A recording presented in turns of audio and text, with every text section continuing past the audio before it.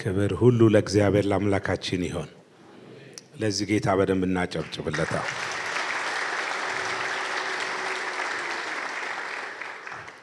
እንደምን ሰነበታችሁ?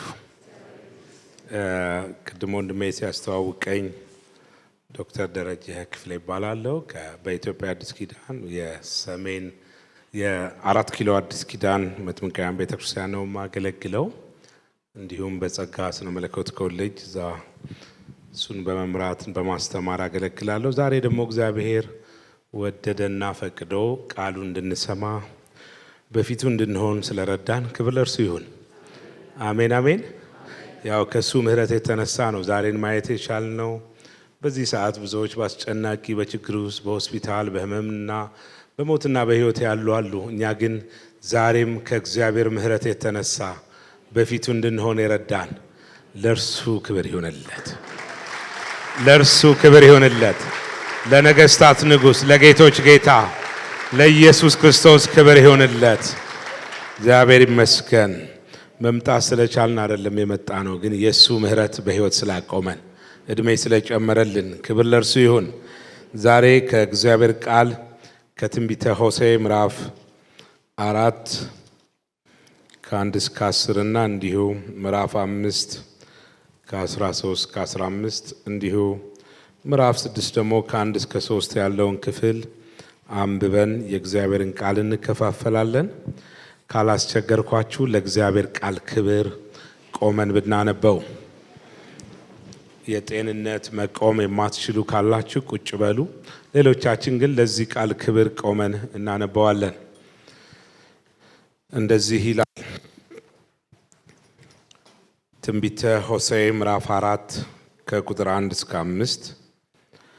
እናንተ የእስራኤል ልጆች ሆይ እውነትና ምሕረት እግዚአብሔርን ማወቅ በምድር ስለሌለ እግዚአብሔር በምድሩ ላይ ከሚኖሩት ጋር ክርክር አለውና የእግዚአብሔርን ቃል ስሙ።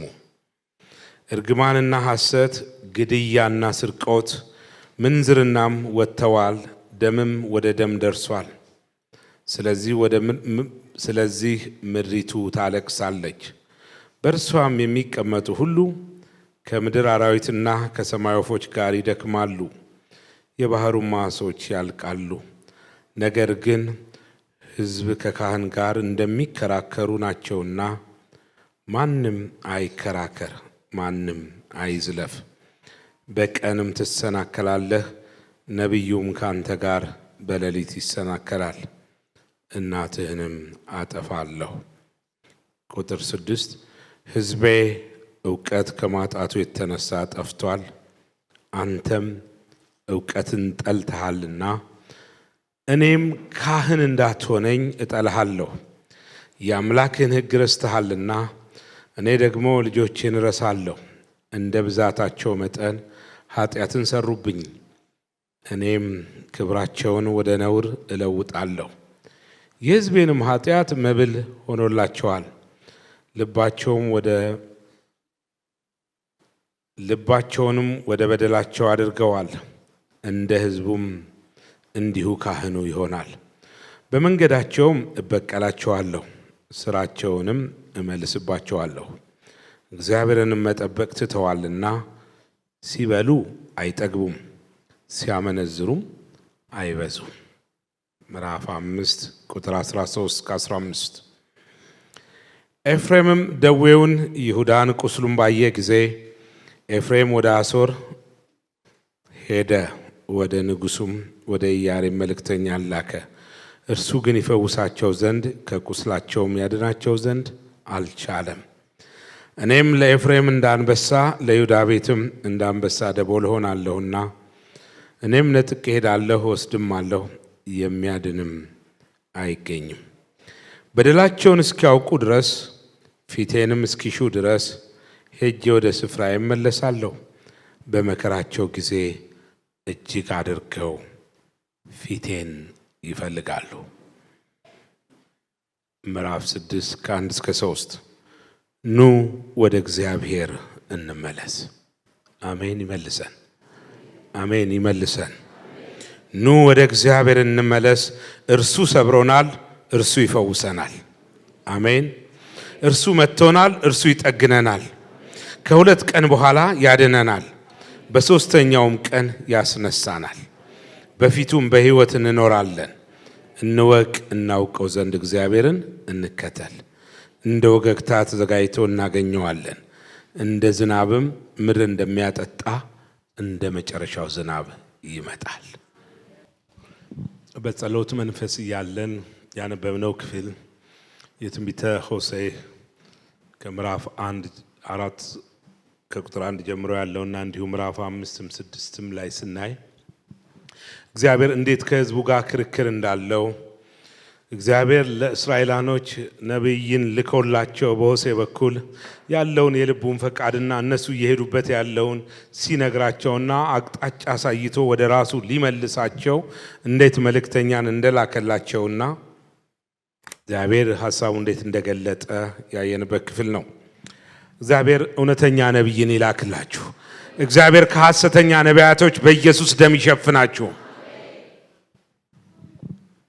እስራኤላኖች ከ400 ዓመት የግብፅ የፈርዖን አገዛዝ መከራ ሲያዩ እግዚአብሔር የሕዝቡን መከራና ጩኸት አይቶ ላድናቸው ወረድኩ ብሎ በሙሴ አማካኝነት ባህር ከፍሎ እንዴት እንዳሻገራቸው ዓይኖቻቸው እያዩ ጠላቶቻቸው በውሃ ሲከደኑ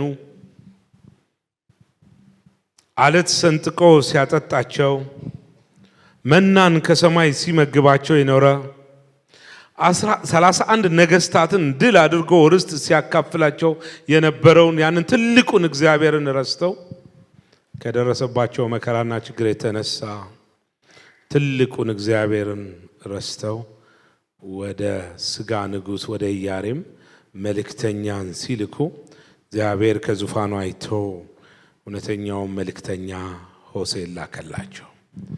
ዛሬም ለኢትዮጵያ ቤተ ክርስቲያን እውነተኛ መልእክተኞችን ይላክልን። እግዚአብሔር ሐሰተኛ ነቢያቶችን ከምድራችን ላይ ዞር ያድርግልን። እነዚህ ሰዎች ከደረሰባቸው መከራ ጭንቀት የተነሳ ወደ ስጋ ንጉሥ መልእክተኛ ላኩና እግዚአብሔር አየና እሱ ግን ሊፈውሳችሁ ዘንድ ከቁስላችሁም ያድናችሁ ዘንድ አልቻለም። እኔ እኮ ለእስራኤል ለይሁዳ ቤት እንዳንበሳ ደሞም እንዳንበሳ ደቦል ነበርኩ። እኔ ነጥቄ ሄዳለሁ፣ የሚያድንም አይገኝም። በደላቸውን እስኪያውቁ ፊቴን እስኪፈልጉ ወደ ስፍራ ይቀመጣለሁ። በመከራቸው ጊዜ እጅግ አድርገው ፊቴን ይፈልጋሉ ብለው መልእክተኛን ሲልክላቸው የተላከው ነቢይ መልእክተኛውም አብሮ ነው ወደ እግዚአብሔር ምን እንበላለ እንመለስ አለ። ዛሬም የኢትዮጵያን ቤተ ክርስቲያን እግዚአብሔር ወደ ራሱ ይመልሳት። እያንዳንዳችን ወደ እግዚአብሔር ይመልሰን። በኢየሱስም መመለስ ይሁንልን። ብዙ ለጌታ ጀርባ ሰጥተን ወደ ብዙ ነገር የምንባክንባቸው ነገሮች ቆም ብለው ወደ እርሱ መመለስ ይሁንልን። ኑ እንመለስ አለ። እርሱ ሰብሮናል፣ ደግሞ እርሱ ይፈውሰናል። እግዚአብሔር ለዓላማው ይሰብራል፣ ደግሞ ለዓላማው ምን ይላል? ይፈውሳል። እርሱ መጥቶናል፣ እርሱ ይጠግናል። ከሁለት ቀን በኋላ ያድነናል፣ በሦስተኛውም ቀን ያስነሳናል።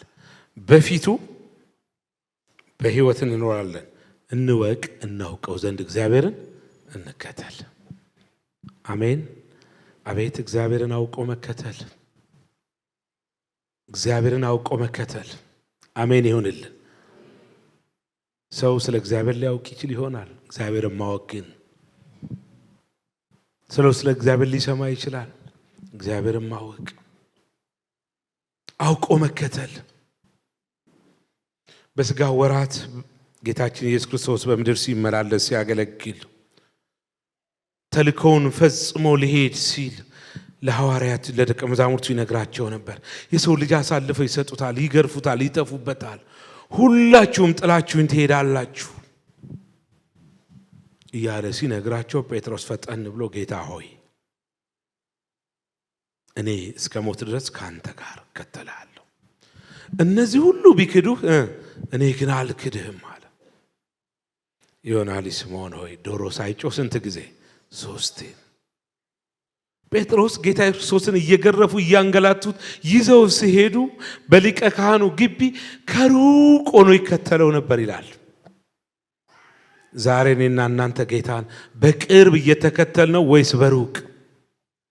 ከሰኞ እስከ ቅዳሜ አንቺና ጌታ አንተና ጌታ ስትተዋወቁ እንዴት እየተከተልነው ነው?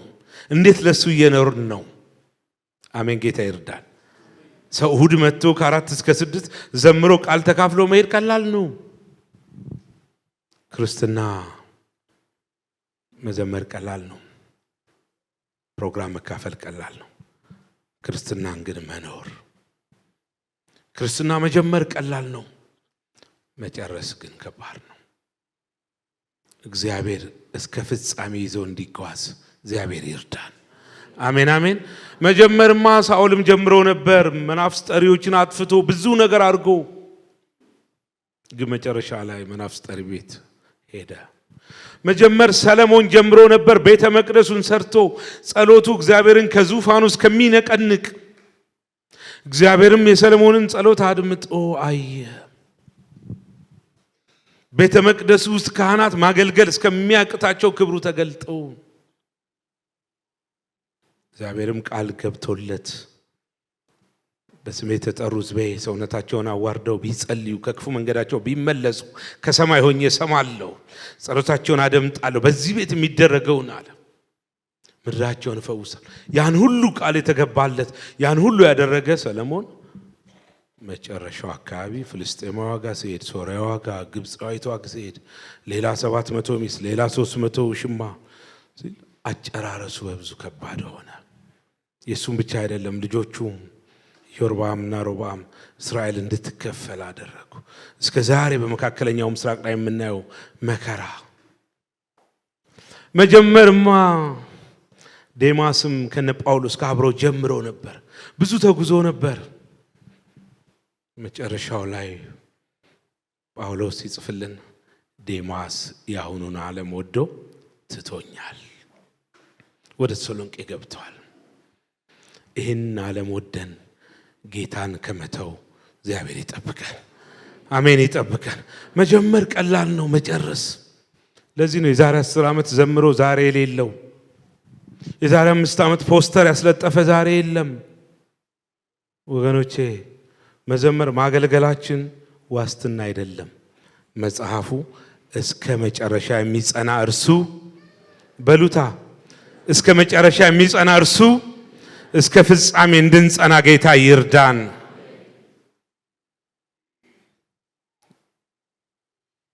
መጀመር ቀላል ነው፣ ፍጻሜያችን በቤቱ ይለቅ። አሜን አሜን። በግለት እንደጀመርን በግለት እንድንፈጽም ጌታ ይርዳን። ዛሬ እግዚአብሔር ሊናገረን መጥቷል። እግዚአብሔር ሊጠይቀን መጥቷል። ብዙ ጊዜ እኛ እግዚአብሔርን ጠይቀነዋል። ቤት ስጠን፣ አሜሪካ ውሰደን፣ ገንዘብ ስጠኝ፣ የአገልግሎት በር ክፈት፣ የንግድ በር ክፈት፣ የትዳር ብዙ ስንጠይቀው ቆይተናል አይደል? ዛሬ ግን እግዚአብሔር ራሱ ደግሞ እኛን ሊጠይቀን መጥቷል። እስቲ ለመጠየቅ የተዘጋጀ አሜን። እግዚአብሔር ይጠይቀን። አሜን፣ ይጠይቀን። ለመመለስ ዝግጁ ናቸው? እሱ ለጠየቀን ነገር እንድንመልስ ጌታ ይርዳን። እግዚአብሔር ሊጠይቀን መጥቷል። ለምትጽፉ ሰዎች የመልእክቴ ርዕስ የነገሩን ዋና ነገር እንወቀው በሚል ርዕስ ነው። የነገሩን ዋና ነገር እንወቀው። የነገሩን ዋና ነገር እንወቀው። የምድራችን የኢትዮጵያ የቤተ ክርስቲያን ጉዳይ፣ የየቤተ እምነታችን ጉዳይ፣ የየግል ህይወታችን ጉዳይ፣ የነገራችን ዋናው ነገር ምንድን ነው? እግዚአብሔር ዛሬ 5 ጥያቄዎችን ሊጠይቀን መጥቷል። አሜን፣ ይጠይቀን። አሜን፣ ይጠይቀን። ለመጠየቅ ሁላችንም ዝግጁ ነን። እየጸለያችሁ ለምን ኃይል አጣችሁ ይላችኋል ጌታ። እየጸለያችሁ ለምን ኃይል አጣችሁ? እየጸለይን ለምን ኃይል አጣን?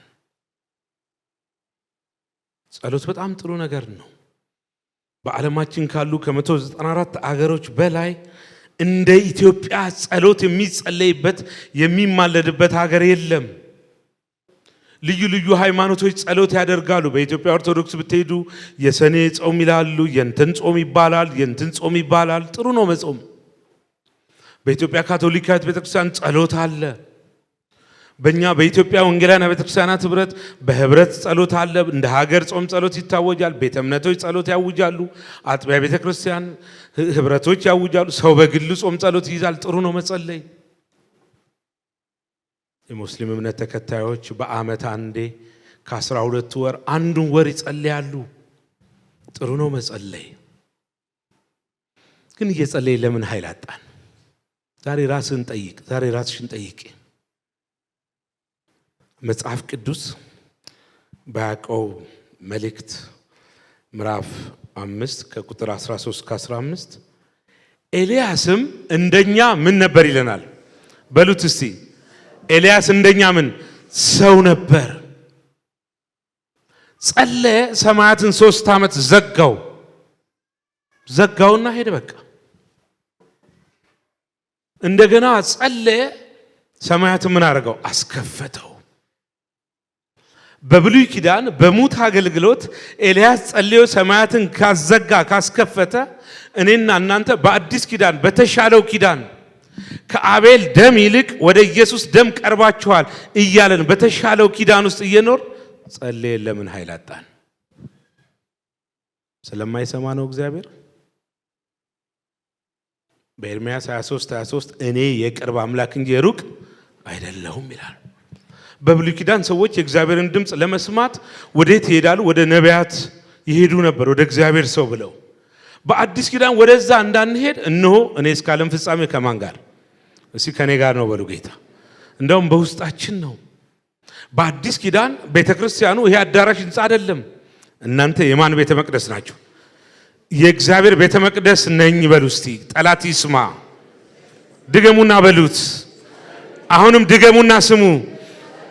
እኛን ቤተ መቅደሱ የመንፈስ ቅዱስ ማደሪያ እኛ ነን። መንፈስ ቅዱስ እኛ ውስጥ አለ። ለቤዛ ቀን የታተማችሁበትን ቅዱሱን መንፈስ አታሳዝኑ ይላልና ያ መንፈስ ቅዱስ እኛ ውስጥ አለ፣ እንዳያዝን እንጂ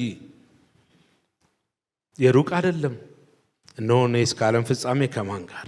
ከእናንተ። አሁን እኮ ቆሟል፣ በጉባኤያችን በክብር ቆሟል ኢየሱስ። እስቲ ለዚህ ጌታ ክብር እንሰጠዋለን። ሃሌሉያ ሃሌሉያ።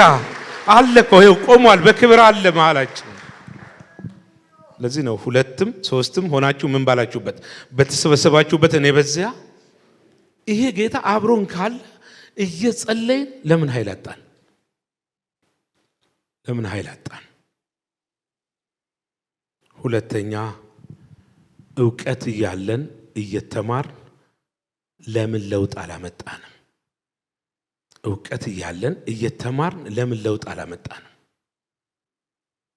እንደዚህ በቤተ ክርስቲያን አገልጋዮች ተመድበውልን ያስተምሩናል። መደበኛ ትምህርቶች እንማራለን። ከአጸደ ሕፃናት ጀምሮ ልጆች ይማራሉ። 1ኛ ደረጃ፣ 2ኛ ደረጃ፣ ዩኒቨርሲቲ፣ ኮሌጅ የሙያ ትምህርት ሰው ይማራል። ልዩ ልዩ ስልጠና ይወስዳል። ጥሩ ነው መማር። ግን እየተማርን ለውጥ አላመጣንም። ለምን ይሆን? ሶስተኛ ዘማሪዎች እያሉን እየዘመርን ክብሩ የማይገለጠው የሰዎች እስራት የማይፈታው ለምንድን ነው ይለናል ጌታ። ዘማሪዎች እያሉን እየዘመርን ክብሩ አይገለጥም፣ የሰዎች እስራት አይፈታም። በብሉይ ኪዳን ዘመን በአንደኛ ሳሙኤል 16 ቁጥር 23 ላይ ክፉ መንፈስ ሳኦልን ባስጨነቀው ጊዜ ይላል ማን ይጠራል ይለናል መጽሐፍ ቅዱስ? ዳዊት ይጠራል። ዳዊት ተጠርቶ በገናውን በደረደረ ጊዜ ክፉ መንፈስ ከሳኦል ይሸሽ ነበር ይላል። እረ እግዚአብሔር ባለበገናዎችን ያስነሳልን። እውነተኛ ባለበገናዎችን እግዚአብሔር ያስነሳልን። በሁለተኛ ነገሥት መጽሐፍ ላይ ምዕራፍ 3 ቁጥር 13 ከ20 የሶስት አገር ነገስታቶች ወደ ጦርነት ውጊያ ሄደው ምድረ በዳ ላይ የሚጠጡት ውሃ ሲያጡ ለፈረሶቻቸውም ምን ይሻል ብለው ግራ በተጋቡ ጊዜ በዚህ ባለራእይ የለምን አሉ። አለዛ ኤልያስ እጅ ላይ ውሃ የሚያፈስ የሳፋጥ ልጅ ብለው ነው የጠሩት። እነዛ ነገስታቶች ከነ ሰራዊቶቻቸው ኤልሳ ጋር ሄዱ። የእግዚአብሔር ሰው የመፍትሄ ሰው የሆነው ኤልሳ ሲጠይቁት ባለበገና ምን በሉልኝ ጥሩልኝ አለ። ባለበገናው መጥቶ በደረደረ ጊዜ ይላል የእግዚአብሔር እጅ መጣች። ንፋስም ማታየው ዝናብም ሸለቆ ውሃ ይሞላል። እናንተም እንስሶቻችሁም ከብቶቻችሁም ትጠጣላችሁ። ይህም በእግዚአብሔር ዓይን ቀላል ነው አለ። በሁለተኛው ቀን ማግስቱ በኤዶምያስ ምድረ በዳ ውሃው መጣ ይላል። በአዲስ ኪዳን በሐዋርያት ሥራ ምዕራፍ 16 ከቁጥር 25 ጀምሮ ጳውሎስና ሲላስ ወንጌል በመስበካቸው አጋንንትን በማስወጣታቸው እንደ ወንጀለኛ ወደ እስር ቤት ውስጥ ከተዋቸው እጅና እግራቸው ተጠርንቆ በግንድ ላይ በመንፈቀ ሌሊት ይለዋል በዜማ እግዚአብሔርን እያመሰገኑ ሲጸልዩ እስረኞቹ ያደምጧቸው ነበር ይላል። በዜማ እግዚአብሔርን እያመሰገኑ ሲጸልዩ የወህኒው መሰረት ተናወጠ፣ የሁሉም እስራት ተፈታ ይላል። ሰንሰለት ተበጣጥሶ ሲወድቅ የሁሉም እስራት ተፈታ ይላል። ታዲያ በዚህ ዘመን እስራት የማይፈታ የወህኒ መሰረት የማያናውጥ መዝሙር ከዘፈን ያልተሻለ እግዚአብሔር እውነተኛ ዘማሪዎችን ያስነሳል። በጽድቅ የጨከኑ ዘማሪዎችን ያስነሳል። አይቀጥልም። እግዚአብሔር ልዩነት ያደርጋል። እያገባ እየፈታ እያገባ እያመነዘረ መድረክ ላይ ቆሞ አይዘምርም። ኢየሱስ ልዩነት ያደርጋል።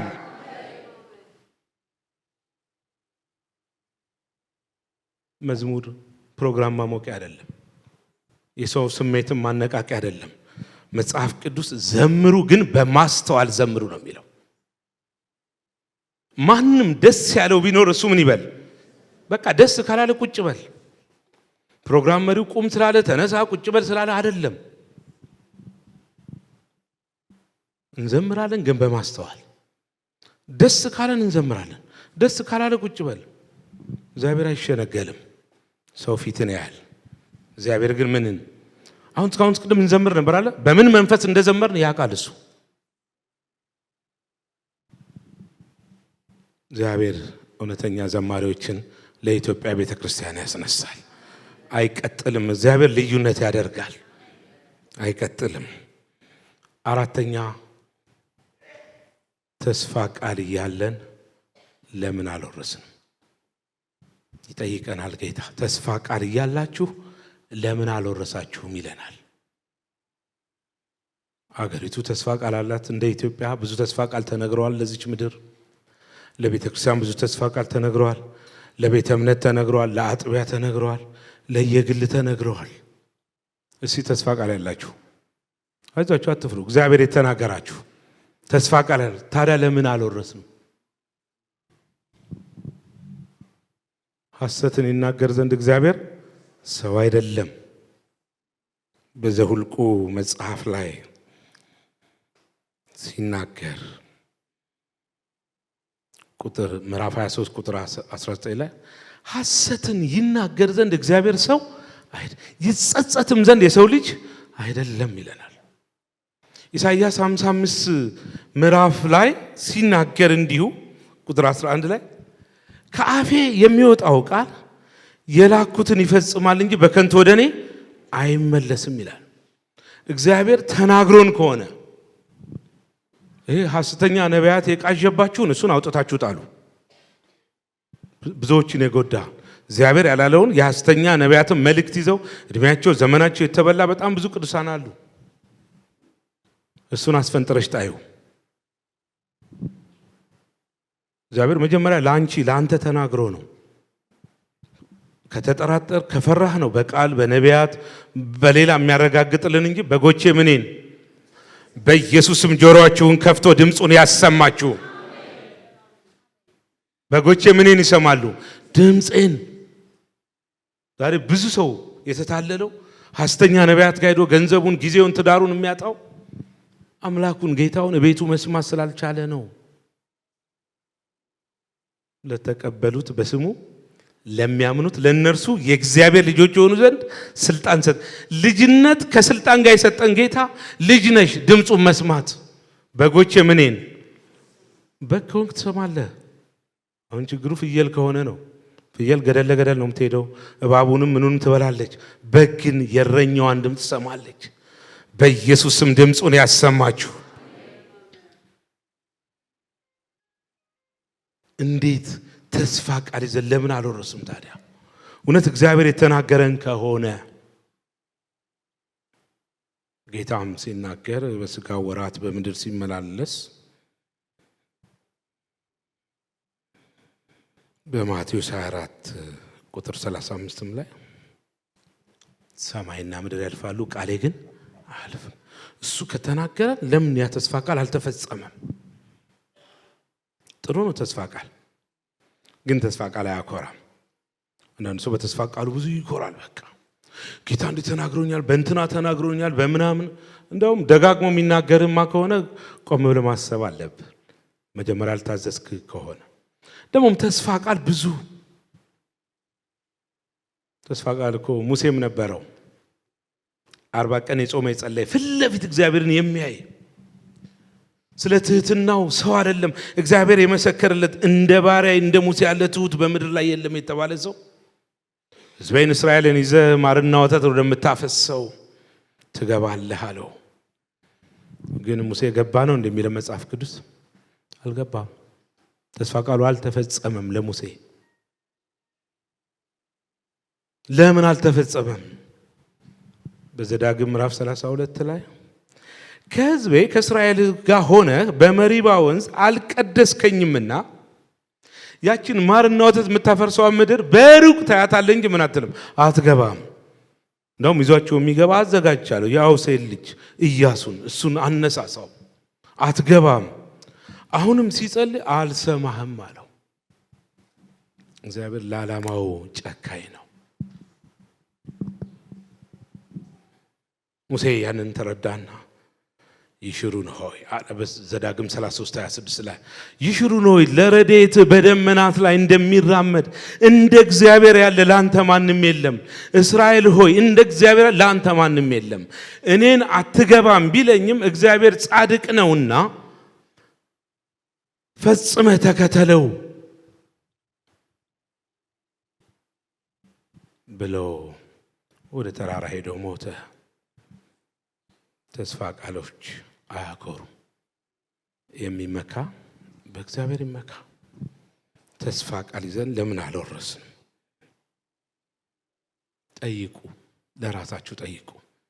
መጽሐፍ ቅዱስ የጻድቅ ዓይኖች ወደ ራሱ ናቸው ይላል።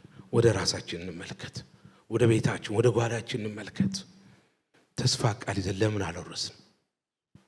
አምስተኛና የመጨረሻው የሚያሳርፍ ወንጌል ይዘን አርፈን ትውልዱን ያላሳረፍ ነው ያከሳን ነገር ምንድን ነው?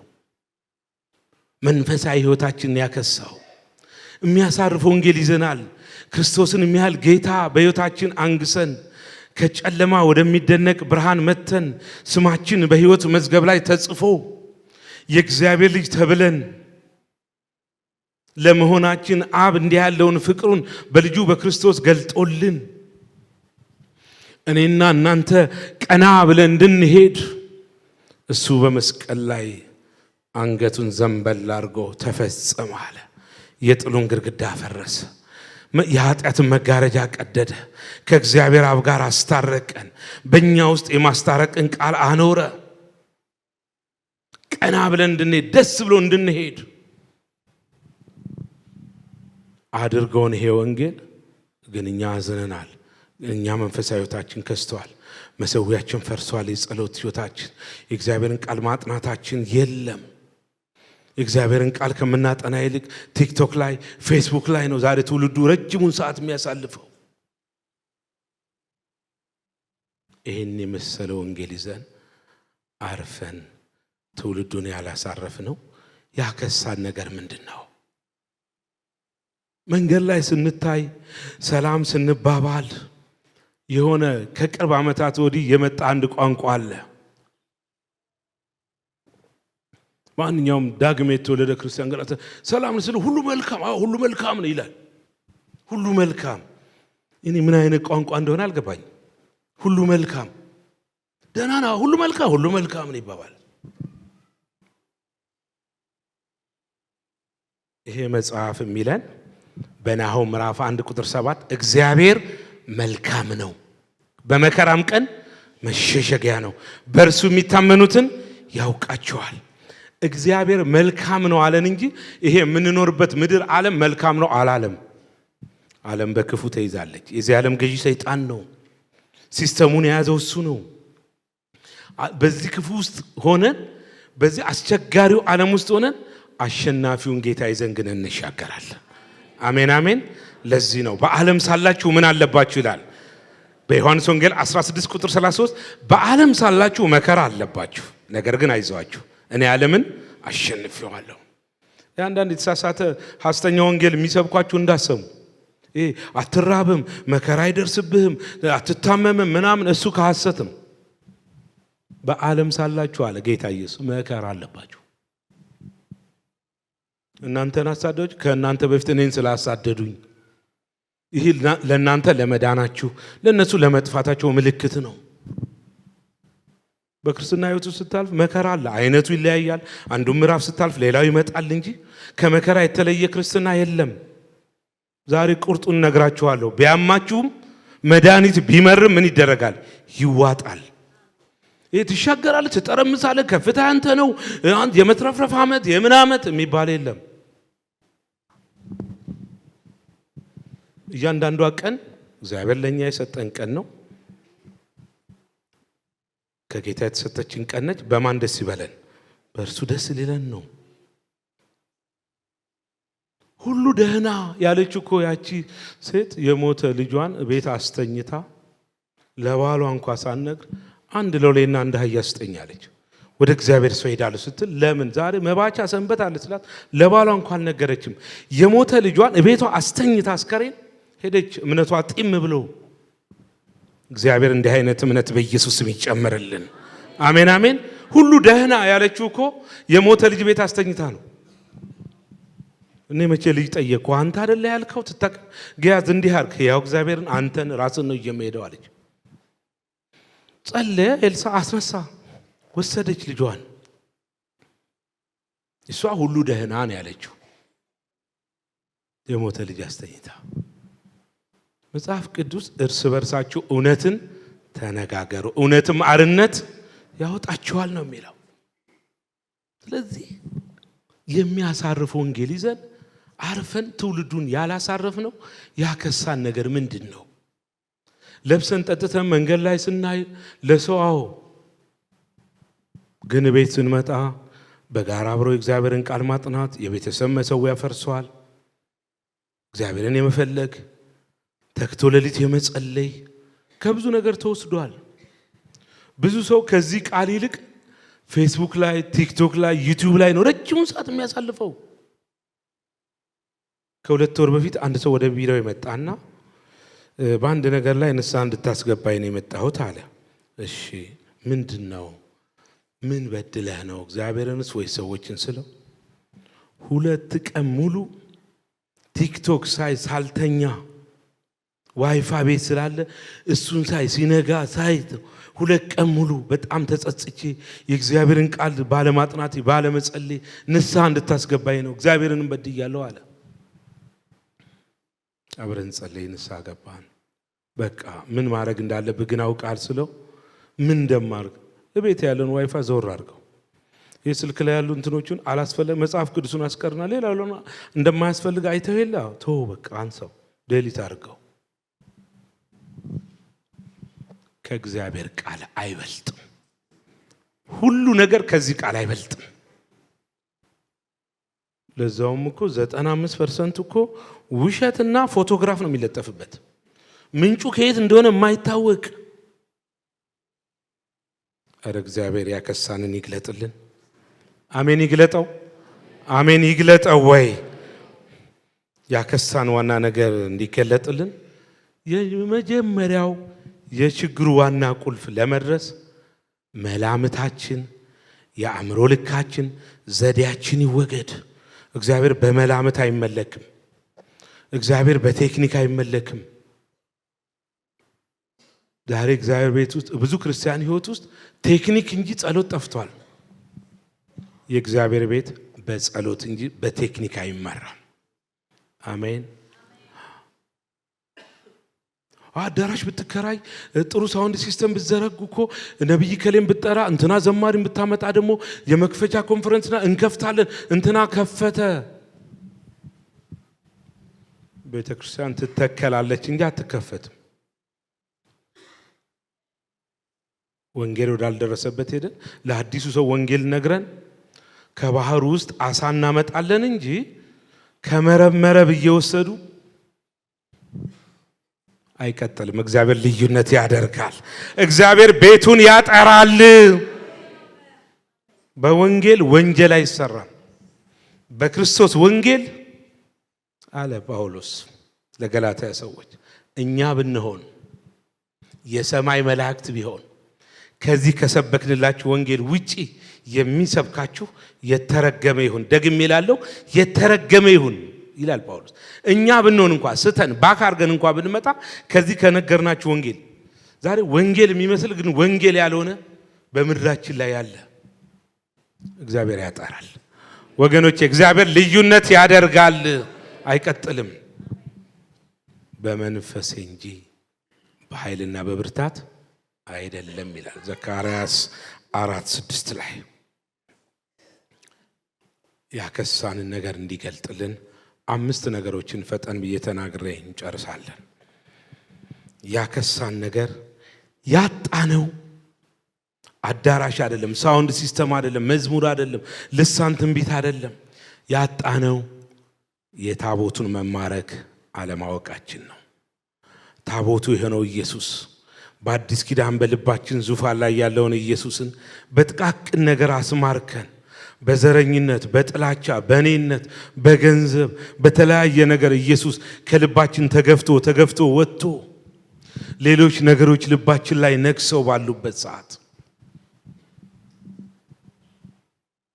ያጣነው ታቦቱ የሆነው ኢየሱስ ወደ ልባችን ወደ አምልኮ ስፍራችን እግዚአብሔር ይመልስልን። ብዙ ጥቃቅን ነገሮች በልባችን ዙፋን ላይ ነግሰው ክርስቶስን ገፍተዋል። እነዚህ ጥቃቅን ነገሮች ተስፈንጥረው ወድቀው ኢየሱስ ብቻ በልባችን ይንገስ፣ እሱ ብቻ ስፍራ ይያዝ። ስንወጣ ኢየሱስ፣ ስንገባ ኢየሱስ ማለት ይሆንልን። ያጣነው የታቦቱ መማረክ ስላላወቅን ነው። በአንደኛ ሳሙኤል ምዕራፍ 4 ከቁጥር 19 እስከ 22 ላይ ስናጠና እስራኤላኖች ወደ ጦርነት ሄዱ ከፍልስጤማውያኖች ጋር ሲዋጉ ተሸነፉ። ለምን ተሸነፍን ብለው እንግዲህ እስራኤል በውጊያ ተሸንፎ ሲመጣ ታቦቱን እኮ ስላልያዝነው ነው። ስለዚህ ታቦቱን ይዘንውታል። ታቦቱንም ይዘው ወደ ጦርነት ሲሄዱ ተማረከ ታቦቱም፣ እነሱም ተሸነፉ። ሲመለሱ ታቦቱን አስማርከው ተሸንፈው ሲመጡ የአፍኒን ሚስት ወልዳ አይዞሽ ወንድ ልጅ ወልደሻል ደስ ይበልሽ ይሏታል። ምን ዋጋ አለው ወንድ ልጅ ቢወለድ? ክብር ከእስራኤል ርቆ አለችና የልጇን ስም ኢካቦድ አለችው። ምን ዋጋ አለው መድረክ ቢያምር? ምን ዋጋ አለው ኪቦርድ? ምን ዋጋ አለው ልሳን ትንቢት? ምን ዋጋ አለው አዳራሽ ቢሞላ? ያ ክብር ርቆን እግዚአብሔር ክብሩን ይመልስልን። እግዚአብሔር ለኢትዮጵያ ቤተክርስቲያን ክብሩን ይመልስ። ከ15 ከ20 ዓመት በፊት እኮ በአንዳንድ ቤተክርስቲያን በር አጥር ስር አጋንንት ያለው ሰው ማለፍ አይችልም ከነበረው ክብር የተነሳ። ቀጠና 2 ሙሉ ወንጌል እንዴት ነው አጋንንት የያዘው ሰው ግቢ የሚገባው በአጥሩ ስር የሚያልፈው? እዛ ጦር ኃይሎች ሆስፒታል ጋር ነበር የሚወድቀው መንፈሱ። ሂዱ እዛ ጋር ወድቋል፣ ሂዱ አንሱ፣ እዛ ጴንጤዎቹ ጋር ውሰዱ ይባል ነበር። እንደ እንጦጦ ወንጌላዊት መካነ ኢየሱስ በአጥሩ ስር እንዴት ሆኖ ነው መንፈስ ያለበት ሰው የሚያልፈው ነበር ከነበረው የእግዚአብሔር ክብር የተነሳ። ፌርማታ እስከሚነሳ ከአውቶቡስ የሚወርዱ ሰዎች እየወደቁ ምን ዋጋ አለው? ሃይማኖታዊ ስርዓት ምን ዋጋ አለው? መንፈሳዊ ቋንቋ ብቻ እየተናገሩ እግዚአብሔር ክብሩን ይመልስልን። እግዚአብሔር ወደ ኢትዮጵያ ቤተክርስቲያን ክብሩን ይመልሰው። ዛሬ አንድ ሰው አጋንንት ጉባኤ ውስጥ ካለ ይሄው እዛ ጋር ይተናነቃ፣ እስቲ እጅ ለእጅ ተያዙ፣ እስቲ ሶስት የገስጹ እራሎተም እንደምንም ተጮህም አንድ እዛ ጋር ሲጮህ ጌታ ይመስገን አጋንንት ወጣ። አጋንንት መውጣት እኮ ክብር አይደለም፣ ይሄ የልጅነት ስልጣን ነው። ያመኑትም እነዚህ ምልክቶች ይከተሏቸዋል ይላል ማርቆስ 16:16 እጃቸውን በሕሙማን ላይ ይጭናሉ፣ በስሜ አጋንንትን ያስወጣሉ። የተሰጠንን እንኳ የልጅነት ስልጣን ማረግ ሳንችል ቀርተን እግዚአብሔር ታቦቱ የሆነውን ኢየሱስን ወደ ሕይወታችን ይመልሰው፣ ወደ ነገራችን ይመልሰው። ኤሊ ልጆች ምናምንቴዎች ነበሩ ይላል መጽሐፍ ቅዱስ። ለእግዚአብሔር የሚቀርበውን መስዋዕት እነሱ ይወስዳሉ። ገስ ሲባል አባ እሱም ኤሊ አርጅቶ ተውት እግዚአብሔር እሱ ደስ ያሰኘውን ያድርግ ይላል። የኤሊ ልጆች ምናምንቴዎች ናቸው ይላል። ቤተ መቅደሱ ሲያመነዝራው ለእግዚአብሔር የወጣውን መስዋዕት ይወስዱ ነበር። እግዚአብሔርም እያዘነ መልእክተኛ እየላከ ጊዜው እስኪደርስ በልቤም በነፍሴም ያለውን የሚያደርግ አስነሳለሁ ብሎ ሲጠብቅ ሳሙኤልን አስነሳው። ሳሙኤል እስኪመጣ ብዙ ነገር ይደረግ ነበር ቤተ መቅደስ ውስጥ። ዛሬም እንደ ሳሙኤል በጽድቅ የጨከኑ ነቢያቶችን ለቤተ ክርስቲያን ያስነሳልን፣ ለምድራችን ያስነሳልን። ቃላቸው ከዳን እስከ ቤርሳቤህ ጠብ ማይል በጽድቅ የሚያገለግሉ ታቦቱ ተማርኮብን ወደ አንዳንድ ቤተ ክርስቲያን ግቢ ውስጥ ስገባ አዝናለሁ። የማያቸው ነገሮች ትልቅ አዳራሽ በሩ አካባቢ እንደዚህ ቆሞ የሚያንኳኳ ኢየሱስ ነው ያለው። ምንድነው ጌታ ሆይ ስል ቢከፍቱልኝ ብገባ ፈቃዴን እገልጥላቸው ነበር። እነሱ ውስጥ ይዘምራሉ፣ ይሰብካሉ። ኢየሱስ ላይ ዘግታ ስለ ኢየሱስ የምታወራ ቤተክርስቲያን ባለችበት ምድር አረ ኢየሱስ ዘልቆ ይግባ፣ አረ ታሪካችን ይለውጥ፣ ኃጢአታችንን ነግሮ በንስሐ ወደ ራሱ ይመልሰን። የሚመጡ እኮ መልእክት አንዳንዱማ ትሻገራለህ ጌታ አንተን ምን በምን ውስጥ እንዳለን እኛና ጌታ እንተዋወቃለን። ምድራችን ምን ውስጥ እንዳለች መቼም ለኛ ማብራሪያ የሚሰጠን አያስፈልግም። እግዚአብሔር ታቦቱን ኢየሱስን ወደ ህይወታችን ወደ ቤተክርስቲያናችን ይመልስልን።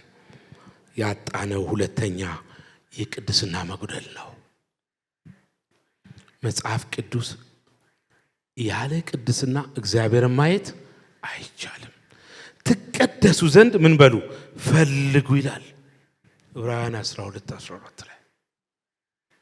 ያለ ቅድስና እንዳልኳችሁ ብዙ ሃይማኖታዊ ስርዓት ማየት እንችላለን። ኪቦርዱን ያለን ሳውንድ ሲስተሙን፣ መድረኩን፣ ሃይማኖታዊ ስርዓቶችን ልናይ እንችላለን። ብዙ ትንቢት ልሳን ልንሰማ እንችላለን። ብዙ ስብከቶችን ልንሰማ እንችላለን። ቃላታቸው የተመቻቸ ልንሰማ እንችላለን። እግዚአብሔርን ለማየት ግን ብቸኛው መንገድ ለእርሱ መቀደስ ነው። አሜን። ይቀድሰን፣ አሜን። ይቀድሰን። በአንደኛ ጴጥሮስ ምዕራፍ 1:14 ላይ እኔ ቅዱስ ነኝና በኑሯችሁ ሁሉ ምን ሆኑ? ቅዱሳን ሆኑ። የተቀደሰ ህይወት፣ የተቀደሰ ትዳር፣ የተቀደሰ አለባበስ፣ የተቀደሰ ሰላማዊና ማህበራዊ ግንኙነት። ያጣነው ሶስተኛ የእግዚአብሔርን ፊት መፈለግ፣ ፊቱን መፈለግ። ያጣነው ፊቱን መፈለግ። ብዙ የተለመዱ ስርዓት ያለ እንጻው ጴንጤ ይጸልያል ተጸልየለው ምናምንላቸው ጸሎት ምናምን ይሆነ። ጸሎት ማለት ከማን ጋር መነጋገር ነው? ከእግዚአብሔር ጋር። እሱ ሲናገር እኛ ማድመጥ፣ እኛ ስንናገር እግዚአብሔር ያደምጣል። ወደ ቦሌ አካባቢ አንድ ቤተክርስቲያን እንደዚህ ላገለግል ተጠርቼ እና እዛ ጋር አሁን ዝም መሀል ልሁንና ተራው ሲደርስ እመጣለሁ አልኩና መሀል ላይ ቁጭ አልኩ። አንዲት ልጅ መጣች፣ ቁጭ አለች ከጎኔ። ቁጭ አለችና እንደዚህ አይኗን ጨፍና ትንሽ ቆይታ ቀና አለች። ነካ ነካ አረኳትና ምንድነው ያረግሽው እናት እላታለሁ። እኔ አላቅም እባክህ፣ ሲገቡ እዚህ አዳራሽ ውስጥ ሁሉም እንደዚህ ይልና እንደዚህ ይላል አሉ። ብዙ ልማድ። ሌላውም ደግሞ በዚህ በኩል መጣና ልክ እንደሱ አረግ። ምን እያረክ ነው እለዋለሁ። ጸልዬ ነውና። ጸልያ በቃ ጸሎት ማለት ከማን ጋር መነጋገር? በጎቼ ምኔን ድምጼን እኛ ስንጸልይ እግዚአብሔር ይሰማል። እግዚአብሔር ሲናገር እኛ እናደምጣለን።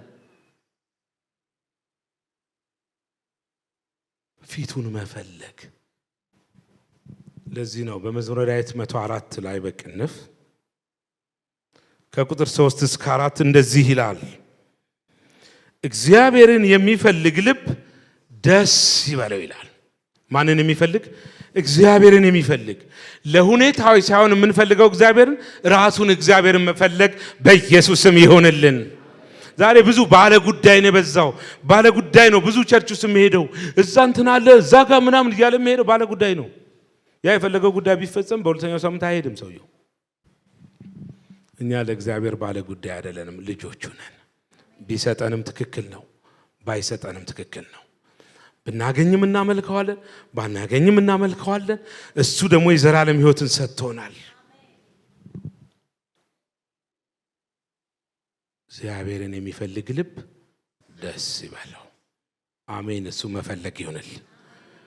አሜን። በምሽት ቢሆን በርከክ ብለን እሱ መፈለግ፣ በሌሊት ቢሆን 8-9 ሰዓት ሲመጣ ብርድ ልብሱን ወርወር አድርገሽ የኤልያስ አምላክ ወዴን ነው ብትዩ በር የማይዘጋበት ኢየሱስ ሰላም ላንተ ይሁን ብሎ ይመጣል።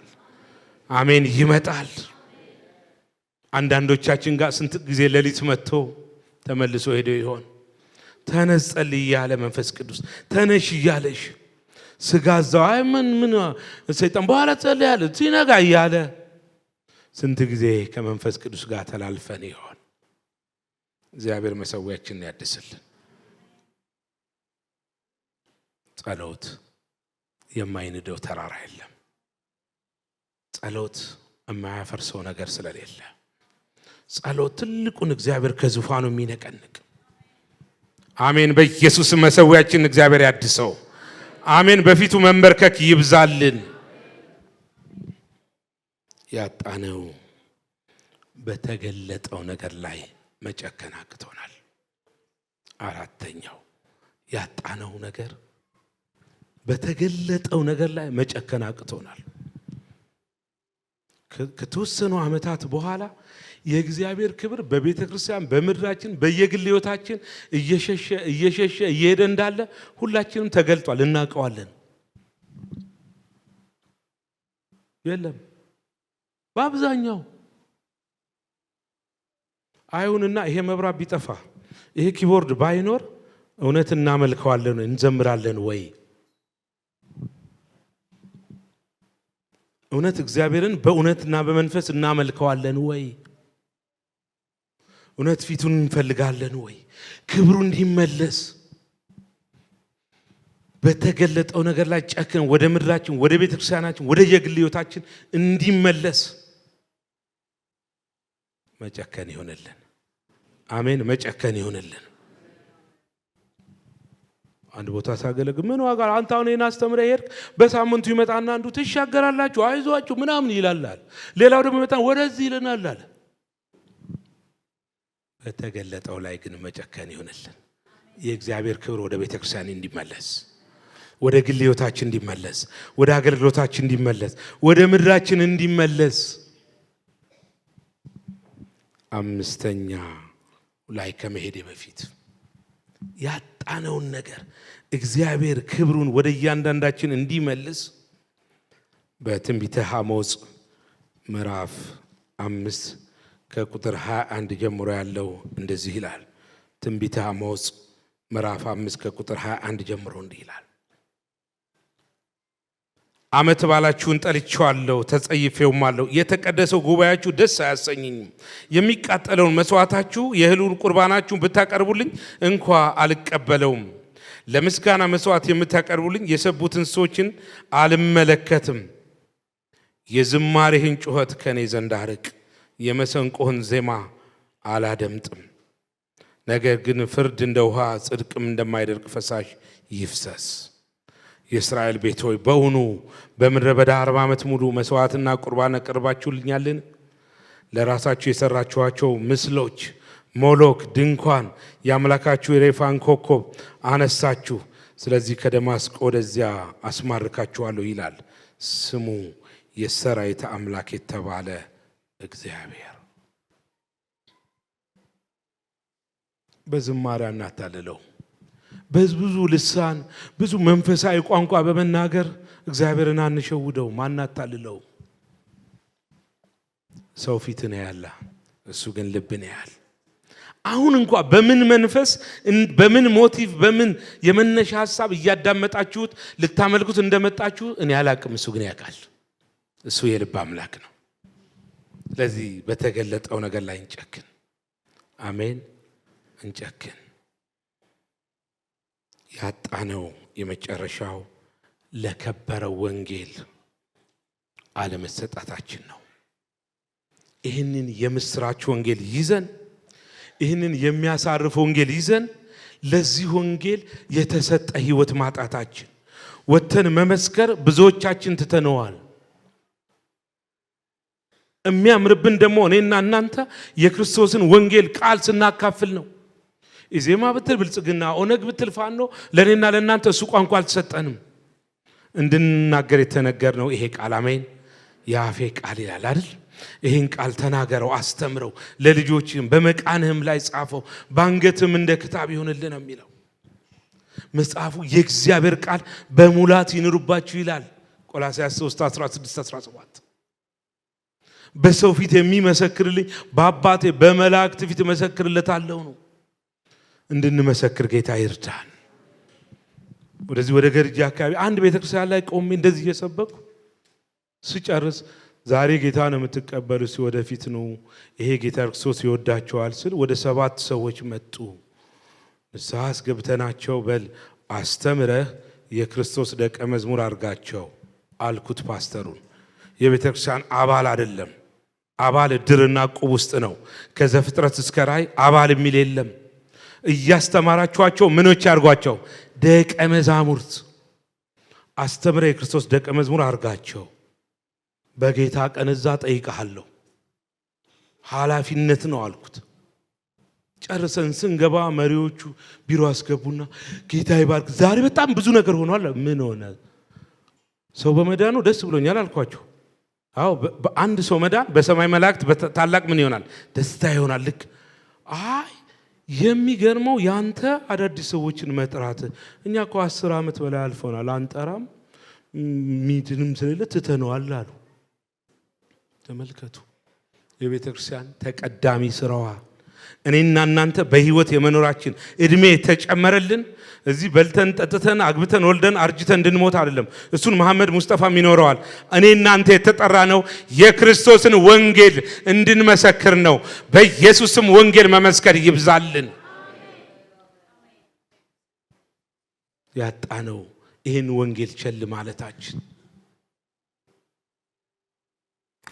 አሜን። ጌታ ይርዳን፣ እንድንመሰክር ጌታ ይርዳን። በሰው ፊት የሚመሰክርልኝ አለ ጌታ ኢየሱስ፣ በሰማይ በአባቴ ፊት በመላእክት ፊት እመሰክርለታለሁ።